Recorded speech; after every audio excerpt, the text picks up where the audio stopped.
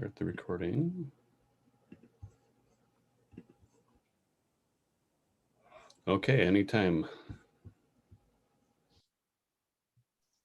Okay. All right, everybody. Good afternoon. It is my great pleasure to be introducing today's speaker, Kathleen Skirow.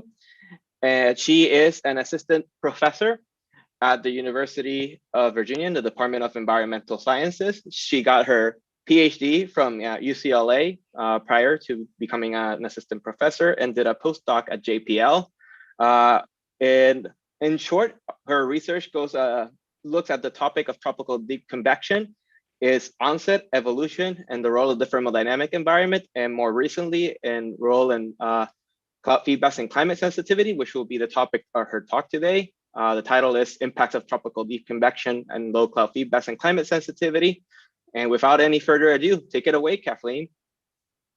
Thanks so much, Angel. And thanks for the invitation to be here. And I really am excited to present some results today. I feel like it's usually within my comfort zone to talk about process-oriented studies of deep convection. And I've done a lot of work looking at the smaller scale and taking an observational approach, both looking at satellite observations of deep convection in relation to the thermodynamic environment, but also looking at deep convection onset, as Angel said, using field campaign data and looking specifically at the onset. And today I am going out of my comfort zone a little bit to talk about some recent work that hasn't been published yet, and that kind of helps to frame, a lot of us are interested in studying deep convection, and to kind of frame deep convection in a bigger picture. And so I'll be talking about some recent results that connect the impacts of deep convection to low cloud feedbacks and climate sensitivity, specifically in targeted parameter perturbation experiments with the Community Earth System model, but also looking at the CMIP-6 model ensemble. And my internet actually has been a little shaky today. So if at some point I'm cutting out, just someone chime in and let me know, and I'll turn off my video, and hopefully that'll help. Okay, so the motivation for this work is pretty simple. It's that tropical low cloud feedbacks are known to be a root cause of uncertainty in the strength of the total cloud feedback parameter and the intermodal spread and equilibrium climate sensitivity. And this has been pretty much consistent across many generations of models. The CMIP-6 ensemble is no different. CMIP-5, same thing, where we see a really strong relationship between the intermodal spread in shortwave cloud radiative effect and ECS. And the two references I'll mention today are Zelenka et al. 2020 and Cesana and Delgenio, showing that the increase in ECS, for instance, in the CMIP-6 models in comparison to the CMIP-5 models, increases that climate sensitive, the spread in climate sensitivity, and that is still in the CMIP-6 models, which is shown here in a very recent study by Cesana and Delgenio. That intermodal spread in ECS is very tightly coupled with the tropical shortwave cloud radiative effect, and this coupling between the shortwave cloud radiative effect and ECS, there are many local scale processes that have been explored in trying to understand the response of low clouds to warming. But what I'm trying to do and motivated to do in this study is look at the relationship between changes to deep convection and circulation in the Ascent region and changes to the low cloud fraction. So some meteorological conditions that favor less low cloud, which is what is expected under warming, are stronger subsidence, lower free tropospheric relative humidity, and a main mechanism that decreases the low cloud fraction would be cloud top entrainment drying. And there are different meteorological conditions that control low cloud fraction, depending on where you're looking. So for instance, in the tropical Ascent region versus the trade cumulus region. And as you're going northward or southward, depending on the hemisphere, into the Eastern Ocean stratocumulus regimes. So mostly stronger subsidence leads to less low clouds in general, lower relative humidity in the free troposphere, weaker estimated inversion strength, which again leads to more cloud top entrainment drying. And then if we have stronger warm temperature advection from the deep tropics to the Eastern Ocean stratocumulus region, for instance, and warmer SSTs, that also is tending to favor less low clouds. This is from a synthesis from a study by Scott et al. Recently synthesizing and doing some additional work to characterize meteorological conditions in different regimes in the tropics. So these are just schematic synthesizing those relationships. And the same can be shown in the bottom here, meteorological conditions that are favoring more low cloud. So if we look across the intermodal spreads for CMIP3 and CMIP5 models, the CMIP3 models are shown in the orange here, CMIP5 is in green. For different meteorological parameters like SST, estimated inversion strength, temperature advection, the humidity in the lower free troposphere, and subsidence strength, there is intermodal spread in each of these quantities, and actually the absolute magnitudes in the projected change in cloud radiative effect in response to these quantities doesn't necessarily always even agree with the observations. So there's some information to be gleaned about how the changes in these local scale meteorological factors controlling low clouds are changing under warming in the different models and characterizing and explaining various aspects of the total cloud radiative effect in the tropics and how that's changing. But what I'm interested in trying to do is, again, connect. So try and take what we know about the smaller scale meteorological processes and try and connect that to changes in tropical ascent in the deep tropics. And not only changes in the tropical ascent in terms of larger scale characteristics of tropical circulation changes, but also how different smaller scale pieces of the puzzle, how smaller scale changes to deep convection embedded within those larger scale changes are also adding up to create large responses in the thermodynamic environments in the tropics that may be affecting changes to circulation in low clouds.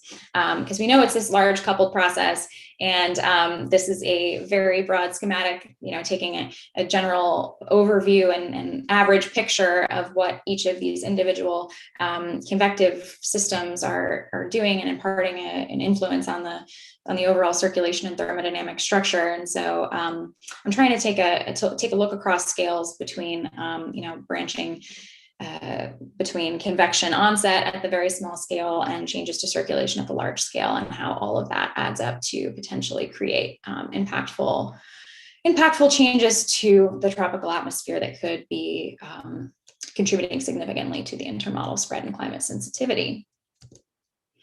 And so we know that the simulation of climate and climate sensitivity has been related to deep convective processes and process representation in GCMs.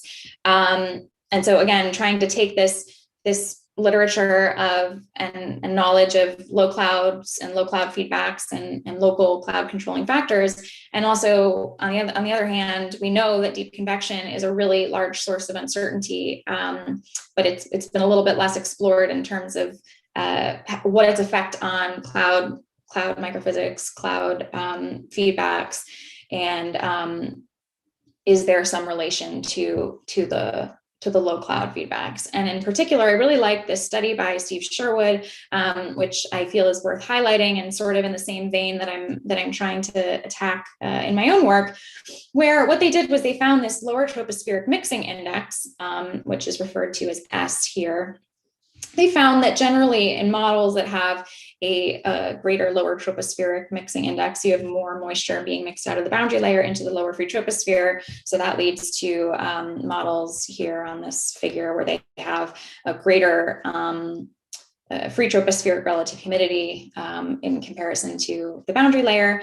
And then, the relationship between, if you consider that the relationship between the relative humidity in the free troposphere and the temperature in the free troposphere is going to be determined based on convective processes. And this is specifically, they looked at the deep convection Ascent region over the Pacific warm pool. And they basically found that models that tend to have more lower free tropospheric moistening, and that also is leading to having cooler temperatures in the lower free troposphere, as opposed to if you had more of the descent, adiabatic descent and warming and drying, then you would be down on this end of the spectrum where you would have less convective mixing and more substance warming and drying. And so what they did was they correlated this index, which is linear combination of these two quantities, and related that to climate sensitivity. And it's a very nice illustration of how convective processes in the deep convection, in the Ascent region in the tropics, are in fact closely associated with climate sensitivity. And they did in fact go and relate the mixing index, and they had other indices in this study as well, looking at how the mixing index in particular is related to a change in shortwave cloud radiative effect in low clouds. And they did in fact find a relationship between this mixing index and the shortwave cloud radiative effect, but weren't able to fully explain some of these mechanisms and processes relating the two quantities. And so in the same vein, I've tried to kind of carry on with this idea of deep convection Ascent processes can in fact greatly modify the shortwave cloud radiative effect and low cloud fraction. How exactly does that pan out? And are there detectable relationships in the newest generation of CMIP6 models that may not have been the case in CMIP5 or CMIP3 model experiments that may not have been as obvious to others that have looked at these relationships or tried to discern these relationships in the past? And so starting again, pulling this nice plot from Greg Sasana's recent paper, these are composites looking at CMIP6 models. These are high ECS composites and low ECS composites of the shortwave cloud radiative effect. And you can see that, for instance, in the high ECS models, you have a really positive cloud radiative effect throughout most all of the tropics. And then in the low ECS models, you see the bluer colors. And so there's quite a bit of intermodal difference between the high and low ECS models. And since they did this they did this really nice analysis looking at the differences and separating differences in the relationships between stratocumulus and cumulus regimes, which I'm not doing in my own work. I'm very broadly considering a change in tropical low cloud fraction and how changes to circulation can modify those processes. But here we have the change in the stratocumulus. It's a ratio of basically stratocumulus to cumulus convection or cumulus low clouds. And you can see that, for instance, in the red regions here, these are the dominantly stratocumulus regimes. And then in the bluer regions, these are dominantly the tracumulus and Ascent region low clouds. And so it's worth pointing out, because a lot of work has been emphasizing the cloud radiative effects as a result of changes in the stratocumulus regions in particular. And those regions indeed do still heat up in looking at intermodal differences between high and low ECS in terms of the low cloud radiative effect. But there's also this intermodal difference in the tracumulus regimes near to convective margins in the deep tropics. And so I've been thinking in some of my other work about ITCZ narrowing and dynamics, both in a zonal mean framework, but also changes to the Walker circulation, and wondering how, in particular, changes to convective margins may be modifying cloud feedbacks in these regions.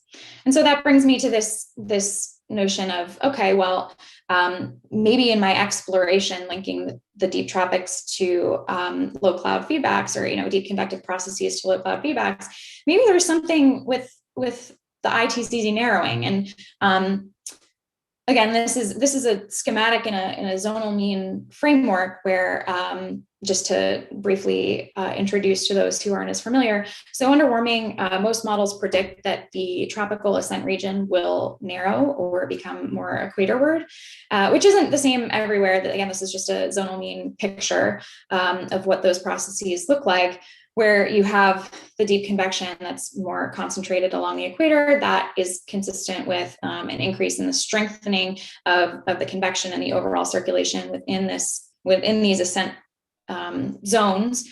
And that leads to increased high cloud fraction and decreased OLR within the convective region themselves. But then on the periphery of these convective zones, you have a decrease in high cloud fraction and an increase in OLR, and potentially downstream effects into the subtropics as a result of changes in the ascent region, which we'll look at in a little bit. But in terms of general Hadley scale cell dynamics, again, we generally have been seeing in many models that there's this narrowing of the ITCZ, and then of course there's an expansion of the Hadley cell poleward, and so the subtropical descent regions are expanding and the equatorial regions are contracting, generally speaking, in terms of total ascent area. And this is what that looks like. And if this is taken from the CMIP 6 archive, looking at, again, a composite of high ECS versus low ECS models and their projected zonal mean circulation changes normalized by the ECS themselves. And so you can see in the high ECS models and in the low ECS models, you see this narrowing of the ITCZ, where you have an increase in anomalous ascent in the equatorial region and on the other, either side of this equatorial anomalous ascent, you have anomalous descent. But keep in mind too that along the equator in many regions, these are climatological subsidence regimes. And so like for instance, in that particular band that I highlighted before of intermodal difference in shortwave cloud radiative effect. And so changes in the subsidence strength along the equator can probably, present evidence for it's suggesting that you can in fact greatly modify the shortwave cloud radiative effect in this region also. And so one thing that I'll come back to at some point further on in the talk is the really obvious difference between the high and low ECS models in terms of changes to the circulation strength. So you can see in the high ECS models here, the magnitude of the circulation changes everywhere, in both the subtropics and the deep tropics, is much more muted than in the low ECS models, except for maybe the southern hemisphere. In the zonal mean, it seems that the low ECS models don't necessarily have a stronger change in subsidence or a weakening of subsidence, that it is in fact comparable to the high ECS models. But everywhere else, there's a pretty big difference between the high and the low ECS models in terms of circulation strength, and that we'll go back and connect to in the second half of the talk. But first, I'm focusing on, how do changes in the tropical ascent area contribute potentially to changes in the low cloud feedbacks and climate sensitivity. And in fact, we did find somewhat of a surprising, I really didn't expect to see a relationship between the tropical ascent area and ECS. And in fact, we do. And it's a pretty robust relationship. And so if just explaining this plot, to take a moment to explain this plot, I'll be showing a number of scatter plots throughout, probably a nauseating number of scatter plots throughout. And each of the scatter plots is color coded based on ECS value. So the cooler colors are the high ECS, or excuse me, the low ECS models, and the hotter colors are the higher ECS models. And so you can see here that if you have a change in tropical ascent area, which here is just the fraction of grid boxes between 30 south and 30 north, where the omega 500 is less than 0 hectopascals per day. And using monthly data, so taking this quantity every month. I'm not delineating based on climatologically ascending or descending regions. And for most of the results I'll show today, this is from SSP5, looking at the future minus historical. So in future work, also confirming relationships in a 4K and 4 times CO2 runs. And so a greater reduction of ascent area in models, you see that there's a greater reduction of ascent area in models with high ECS. And I'll also point out that just as I was talking about the interaction across scales when I first started this presentation, was the change in ascent area, is intimately connected to changes in the properties of precipitation and deep convection at smaller scales. And since I'm using monthly data, I haven't been able to dig into this too much in the CMIP6 ensemble quite yet, but I did come up with this quantity, which is the fraction of precipitating points greater than 10 millimeters per day. So it's just a fraction of grid boxes, again, in the same 30 south to 30 north tropical domain, where precipitation is greater than 10 millimeters per day. And so you can see that generally speaking, when you have a greater decrease in the tropical ascent area, that's also corresponding to an increase in the fraction of intense precipitation that's occurring in the tropics. Okay, so how do we explain this relationship? And so what I did was I turned to a set of experiments that I ran for another paper and looked at how, for instance, in one model, and I chose to use CAM 5.3. So this is an atmosphere only run. I'm not looking at any forced perturbations. I'm just looking from 1995 to 2005, regressing onto interannual, regressing onto surface temperature. So looking at warming in an interannual sense. And I've perturbed a number of parameters in the deep convection parameterization. So one being the amount of downdraft or updraft air that becomes downdraft, fractional rate of entrainment, convective timescale, and evaporation efficiency. And so those are numbered on the plots that I'll show from 1 to 15. And I'll start just by saying that and what I've looked at in a previous study was the relationship between this ascent area index, which is again just the change in area of upward moving air per degree warming, and the high cloud fraction response to that. And they're very related in the sense that if you have a greater reduction of tropical ascent area, you also have a greater reduction of high cloud fraction. And behind here are the CMIP5 models. I'm going to be focusing on CMIP6 today, but showing this past result just for fun and to frame and suggest the fact that deep convection parameterization and the smaller scale processes that are related to deep convection are greatly influencing these larger scale quantities. And you can see that, like, for instance, this entire intermodel spread in the response, for instance, in the CMIP5 models of the CMIP5 response is also looking at interannual warming, not forced warming. This entire intermodel spread in CMIP6 can be reproduced by perturbing deep convection parameters in one model. So this circulation index is incredibly sensitive to the deep convection parameterization. And so is a high cloud fraction, probably somewhat unsurprisingly. And so what I did with this ensemble was I said, okay, well, let me look for clues as to, since the ensemble by definition is a way to directly connect deep convective processes to larger scale changes in clouds and circulation, what can I deduce about this potential relationship between ascent area and some factor that would, in a forced warming response, create some potential intermodal spread in low cloud fraction that could modify equilibrium climate sensitivity.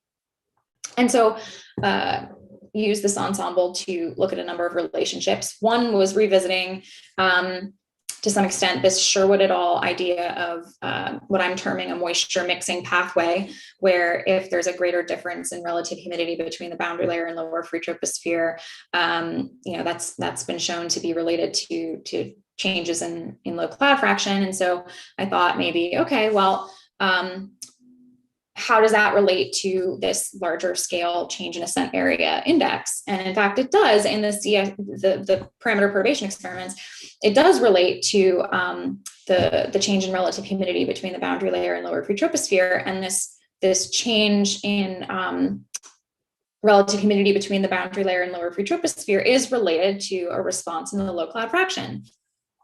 But when I looked at this in the CMIP6 ensemble, these relationships, linking the ascent area fraction to changes in relative humidity and that linking to the low cloud fraction didn't seem to be a good explanation for why the change in ascent area is potentially explaining or contributing somewhat to the intermodal spread in equilibrium climate sensitivity through low cloud feedbacks. So I decided to look elsewhere and try a number of different things out, and kind of thought about potentially, since we know that the ascent area is quite related to the change in the high cloud fraction, thought a little bit about relationships between high cloud fraction and how that might modify low clouds. And so what we found in the parameter perturbation experiments was, not only that there's a large intermodal spread in the high cloud fraction in response to warming, and I'm jumping a few steps here, but I bet that you can believe me that the change in the high cloud fraction is related to the change in the OLR. And so the change in the OLR through energy balance is related to the change in the subsidence strength.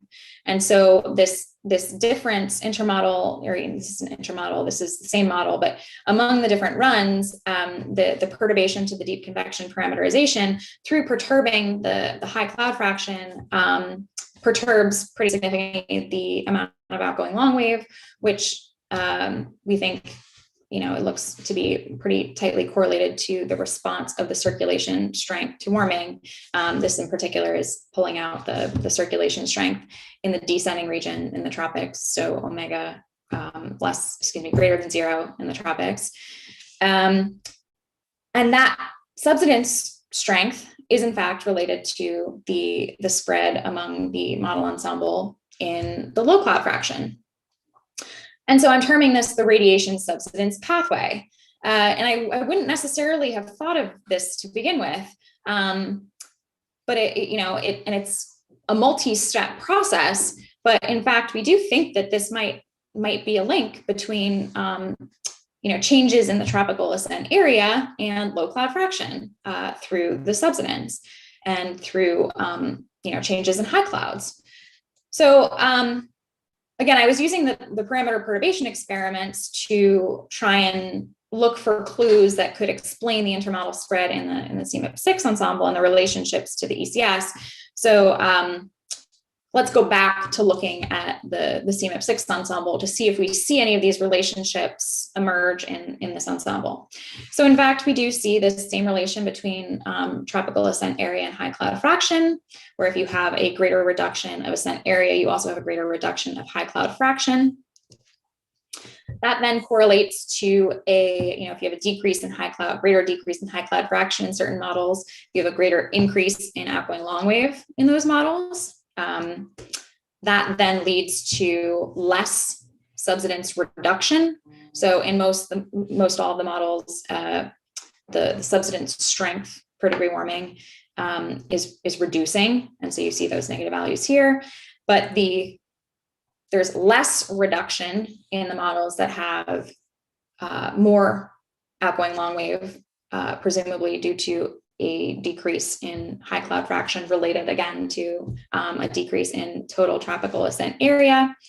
And, showing this same relation that was just shown a moment ago in the CSM parameter perturbation experiments, where if you have a lesser reduction in subsidence strength, you should see a greater decrease in low cloud fraction. And that's consistent with what we know from observations as well in terms of how low cloud fraction responds to changes in subsidence. And I should also point out that right now I'm focusing on changes in subsidence and changes in circulation, but changes in subsidence and changes in other like thermodynamic meteorological parameters that are modifying low cloud fraction locally should be explored too. And they are most certainly not uncorrelated.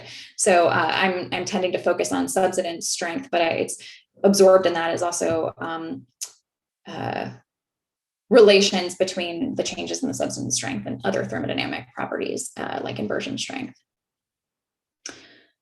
So to summarize this one pathway that I think may help explain the how the intermodal spread in tropical ascent area might be related to ECS through low clouds.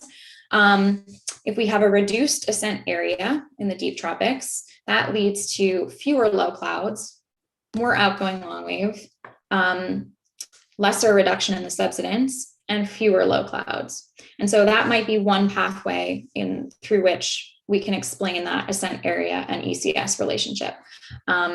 Still ongoing work, however. Okay, so getting back to the relationship to the subsidence strength. Yes, John. Kathleen, I'm sorry to interrupt. This is really interesting. I wonder do you notice if there's an increase in the subtropical jet speed, which may have something to do with increased subsidence beneath the jet core? Such a great question. I haven't looked at changes in subtropical jet stream dynamics. I can't answer that question. Okay, thanks. Yeah, great. It's a great question though. Okay, so in before I even started talking about the radiation subsidence pathway, I had mentioned that there are pretty big differences between the high and the low ECS models in terms of their overall circulation strength. And we found that, and I showed in the previous slide, this relationship between the subsidence strength and the low cloud fraction response to warming. And this is also, very visible in correlating the intermodal spread and the subsidence strength to the shortwave cloud radiative effect. And so I then got thinking, okay, well, what else can we attribute to changes in subsidence strength that could be modifying this low cloud fraction and low cloud feedback? And before I go on any further, I just wanted to illustrate the point that in the high ECS models versus the low ECS models, you can see a pretty big difference in, not only the maps in the top image where, like in both the deep tropics and the color palette makes it a little bit difficult to see in the subtropics, but hopefully you can still see the change in the circulation strength everywhere or in many regions is much more muted in the high ECS versus the low ECS models. And this is the plot I showed before, high ECS versus low ECS in terms of the zonal mean circulation changes. And then this is also just looking at like changes in the Walker circulation. That's also evident. The low ECS models, you generally have stronger changes to the circulation than you do in the high ECS models. And so getting back to, before I flip any further, you can also see that these patterns in the circulation changes are pretty closely mirroring the patterns in the change in low cloud fraction and net cloud radiative effect. And so this is reiterating what I had shown before from Greg Sassano's recent work. So relating subsidence to the outgoing long wave and through the radiation subsidence pathway, I also considered that subsidence is going to respond to changes in tropospheric stability.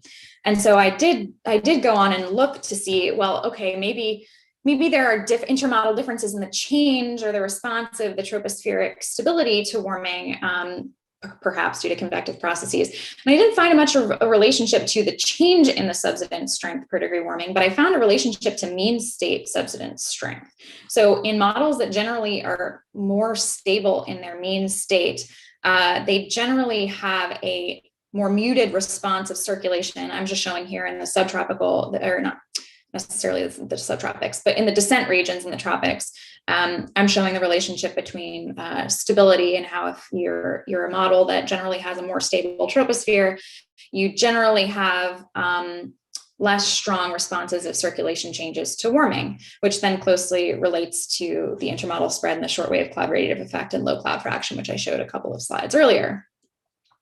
And so I'm I'm going to deem this pathway the stability pathway, whereby if you have a model that's more stable, you have a lesser reduction of subsidence and fewer low clouds.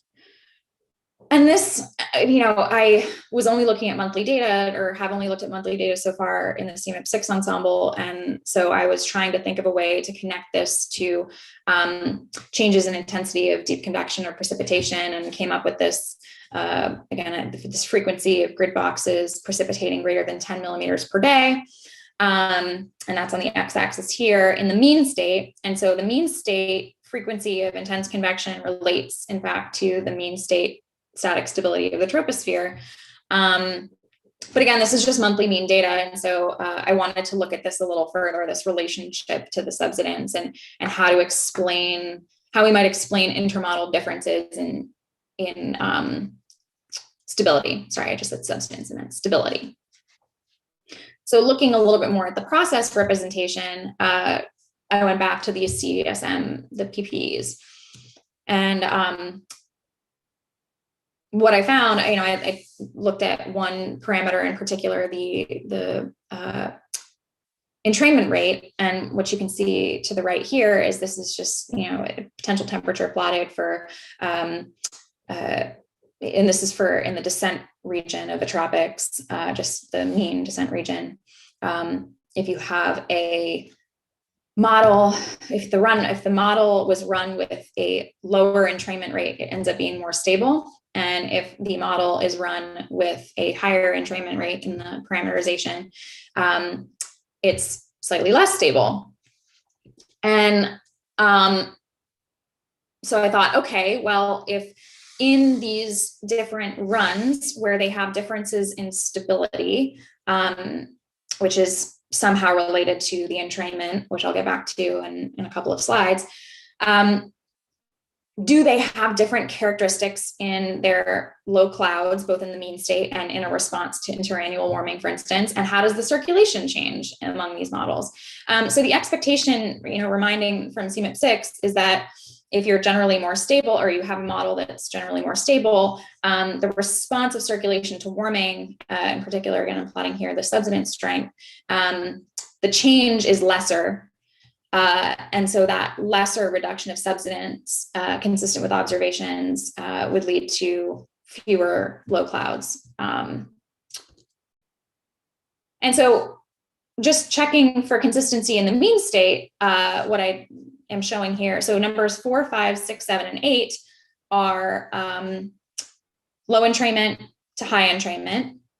And except for number 8 here, you can see sort of a monotonic increase in the subsidence strength in response to increasing entrainment.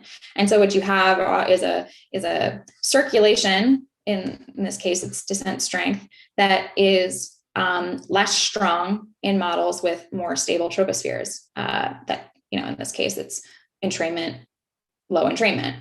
And that also corresponds to there being more low clouds in the mean state. So that's consistent with our expectation from CMIP6. Even though we're just looking at the mean state, we're not looking at any responses to interannual warming. I'll also pause just to, highlight the fact that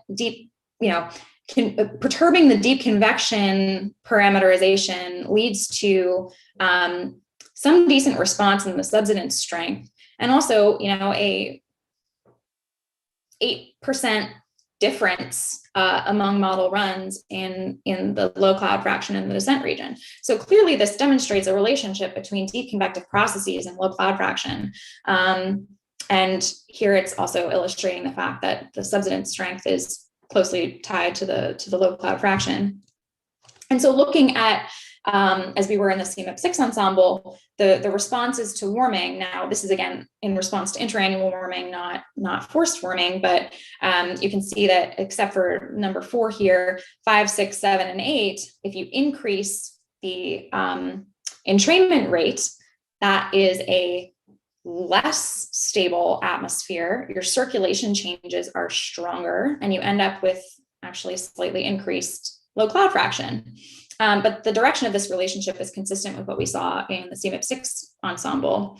And so it gives us some confidence that this stability pathway may in fact be a real pathway that links deep convection to low cloud changes. But how, why does perturbing the entrainment perturb the stability of the atmosphere? So that really gets into, like, if we wanted to go back into the CMIP6 models and try and deduce some understanding of why certain models are more stable or less stable, what can we learn from the perturbed ensemble that might allow us to go into that exploration with the information that we need to try and figure out those relationships. And so what we did was we looked at hourly output instead of monthly output from the CESM, the PPEs, to try and relate the mean static stability to various convective metrics that we've been looking at. Something that I've been looking at a lot in previous work is convective onset thresholds, that, thermodynamic thresholds for convection onset. And so used some of that, that framework to look at how entrainment is modifying convection onset in this particular GCM and how that might affect the mean state stability. And so this is, there's a lot going on here, so I'll step through it in detail. On the left, this panel is for entrainment. We can consider this the low entrainment case. Entrainment default in CSM is 1 per kilometer. So the entrainment here is 0.125 per kilometer. And on this axis here is the lower free tropospheric subsaturation. This is an axis showing the some measure of buoyancy, undilute plume buoyancy from adiabatic ascent in the lower free troposphere, so Cape sub L. And then this surface is showing the precipitation increase as a function of both of these quantities. Down here, this color is just showing the same color shown above. This line is a line that was chosen to characterize the onset of convection, and I'm pretty sure that has to do with the precipitation, the value of the precipitation threshold. I think this was like 0.5 millimeters per hour. These maroon lines are showing the PDF of precipitating points in both subsaturation and Cape space, and this star is the median of, the mode of the PDF. This arrow is showing the direction of greatest change in precipitation as a function of both of these quantities. So the same thing over here. But starting with this plot, you can see that for entrainment, for low entrainment, the environment is sitting at lower values of Cape. And for subsaturation, it's not, because you don't have as much mixing in the environment, the convection and the precipitation is not sensitive to the subsaturation, not nearly as sensitive to the subsaturation. And so you are in fact precipitating at Cape, lower Cape. And so because your environment sits near the onset threshold for convection onset, in the low entrainment case, you end up having a more stable troposphere. In the high entrainment case, you end up having this onset threshold pushed to higher Cape. And so you end up sitting and your mean state is less stable overall. So in relation to convection onset in CMIP6 models, can we then go about trying to relate changes in stability to changes in convection onset? So to briefly conclude, and again, these are all ideas and very recent work that I've been doing. So happy to welcome any feedback, or if anyone is interested in collaborating on this work, please let me know. I definitely don't have all the answers. as of right now. And I think there are many more explorations to do, but I thought I'd share some of the results so far. But anyway, I hope I've presented some evidence to suggest that deep convection and tropical ascent area changes are linked to CMIP6 intermodal spread through low cloud feedbacks and climate sensitivity in two main ways. One might be this radiation subsidence pathway, whereby if you have a reduction of tropical ascent area, you could have a high cloud fraction reduction, which leads to an increase in OLR, reduced subsidence strength, and therefore reduced low cloud fraction. It's a multiple step process. So looking at the total strength of these relationships is of interest moving forward. Another potential mechanism being the stability pathway, where if you're more stable, you could have a lesser reduction of subsidence and fewer low clouds. And so the perturbed physics experiments have suggested to us that the intermodal spread in stability may in fact be related to the parameterization of the convection onset. So what can we do moving forward to, for instance, connect what we've been doing with looking at thermodynamic onsets for convection and in various ways to how different climate models are they, if they're more or less sensitive to lower free tropospheric moisture, or any thermodynamic quantity that's modifying its convective onset would modify the mean state properties of the atmosphere. And so trying to link some of the emergent properties within each GCM in terms of its relationship to deep convection and convection onset may be of interest moving forward. I'm also trying to think through whether or not any of these quantities can become emergent constraints through relationships to the mean state or relationships to interannual responses to warming. And in sort of a longer term trajectory, considering how changes to convection organization at smaller scales are related to these larger scale indices, like the change in tropical ascent area, both in terms of how the smaller scale changes in the embedded deep convection is related to these changes in relationships, but also how some relationships between convective self-aggregation that emerge are also acting on much larger scales, like to narrow the ITCZ. Thank you.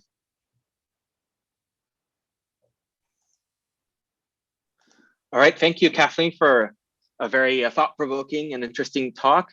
We're now gonna open up for questions. We're gonna give an opportunity first for students that have any questions to either write it in the chat or ask right now.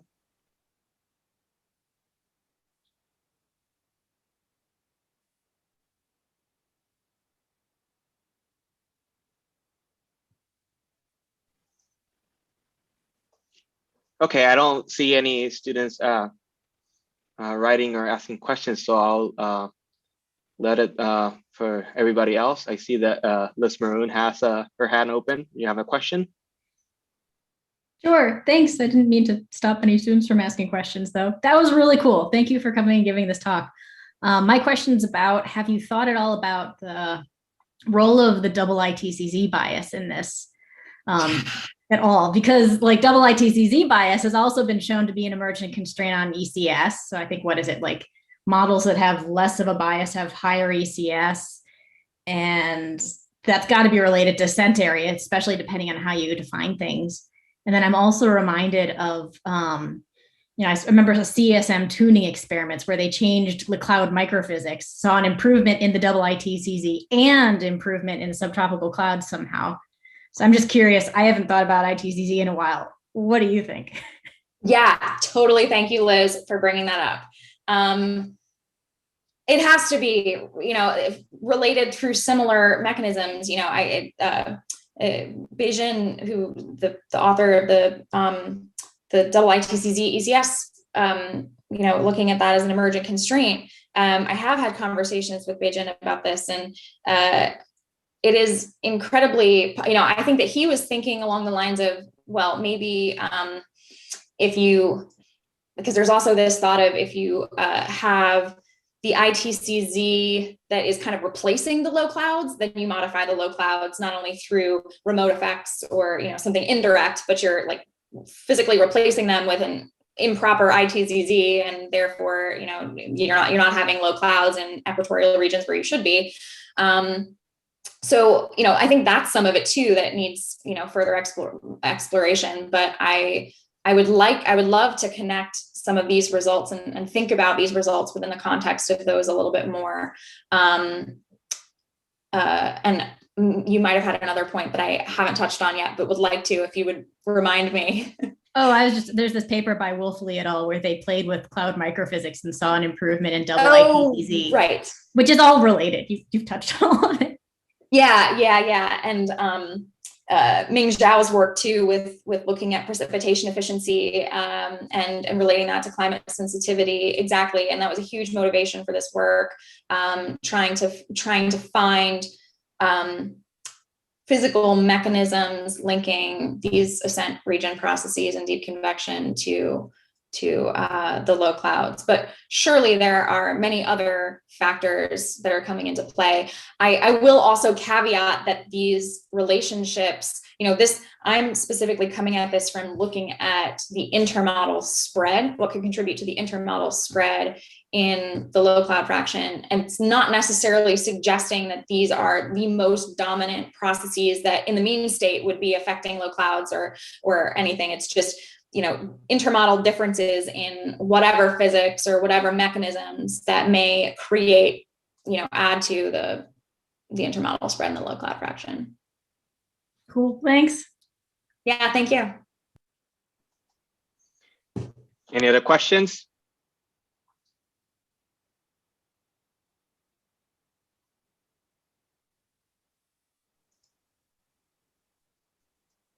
John, I see John trying to talk. I see Juliet has her hand raised. Oh, I might not have put mine down. Yeah, thank you. So I'm curious at all, Kathleen, if you could comment perhaps on if any of your mechanisms or kind of what you're thinking, if that could be at all related to like changes in high cloud feedbacks and climate sensitivity. Yeah, specifically with the tropical ascent area changes. And I had specifically, you know, I've been specifically focusing on this intermodal spread in low clouds, but it's not meant to be at the expense of paying particular attention to intermodal spread in the high cloud response to warming and how differences in the strength of that feedback across models could be contributing to the net. So that definitely deserves further thought. And I think that that's very intimately connected to deep convective processes, of course, and not only the change in total ascent area, which seems to be a major contributing factor to the total cloud area, but also convection parameterization, which was a focus of a study that we were doing in 2019, which was the original impetus for the parameter perturbation experiments. So yeah, thanks for bringing that up. Thank you.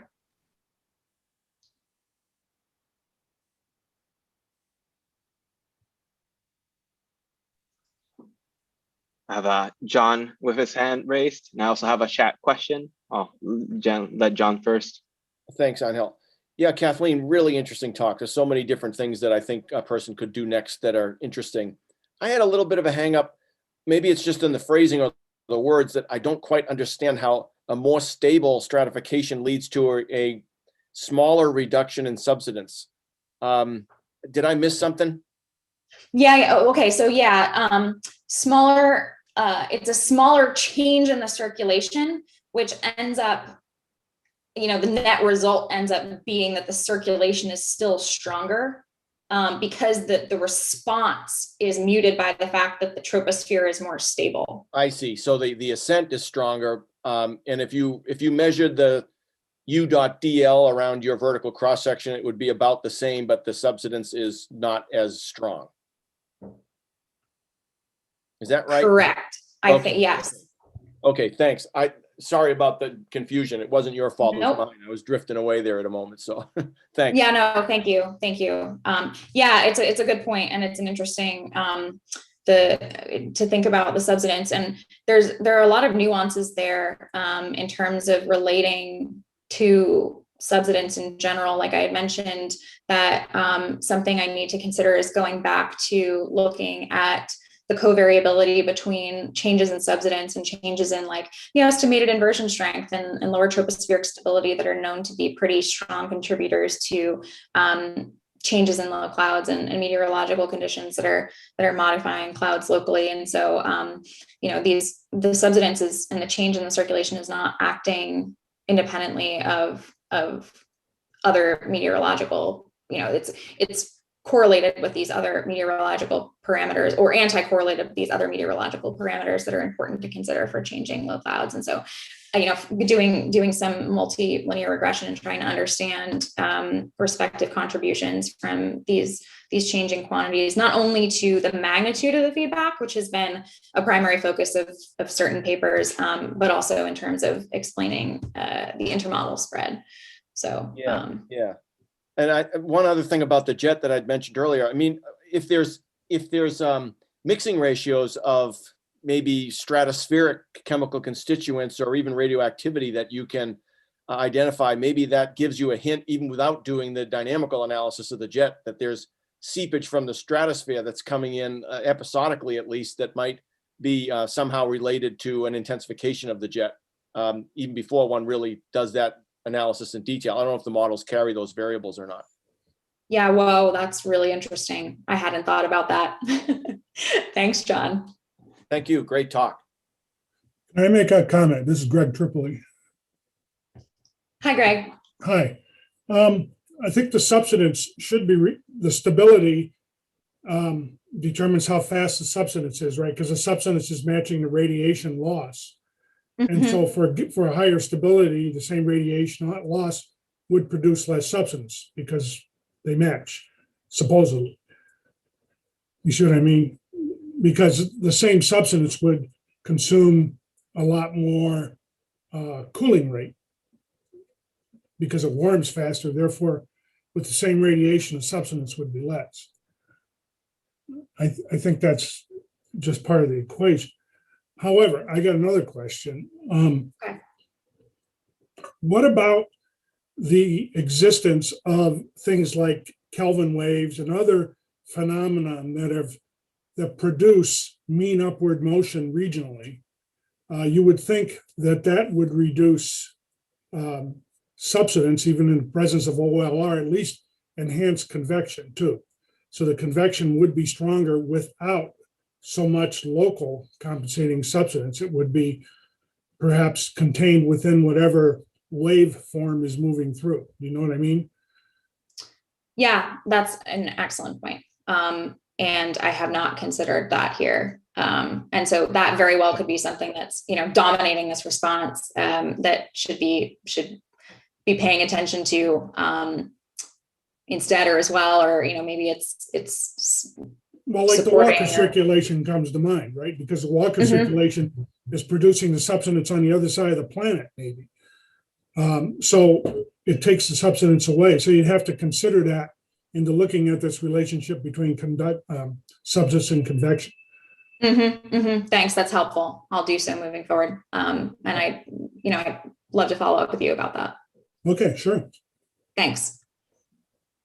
So we have a question from the chat. It says, do changes in the cloud ascent area and strength impact the troposphere stratosphere exchange of water vapor? Oh, I don't know. I haven't looked at that.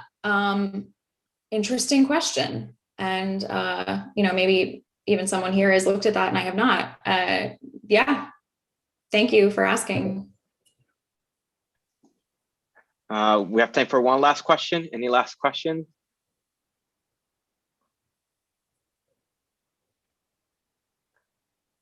Actually, I have one. So if people aren't asking, one thing that kind of crosses my mind as to seeing the conclusions is there a potential relationship between the two potential mechanisms? And this is kind of like somewhat following what Greg's comments as well, because it seems from application of the weak temperature gradient approximation that the increased stability would be at least statistically related to a reduced upper tropospheric divergence, which would like the Boney et al. Paper mentions would also be related to the reduced high cloud fraction. So I'm wondering if you thought that these two potential mechanisms are actually just one mechanism. Yeah, that's a great point. And yeah, feeding off of what Greg, I think, was saying too. I don't have a firm response to that. I'm open to the possibility that in fact they are quite related. But I would like to look into it further without drawing any conclusion about that. Yeah, that's a great point. Okay, cool.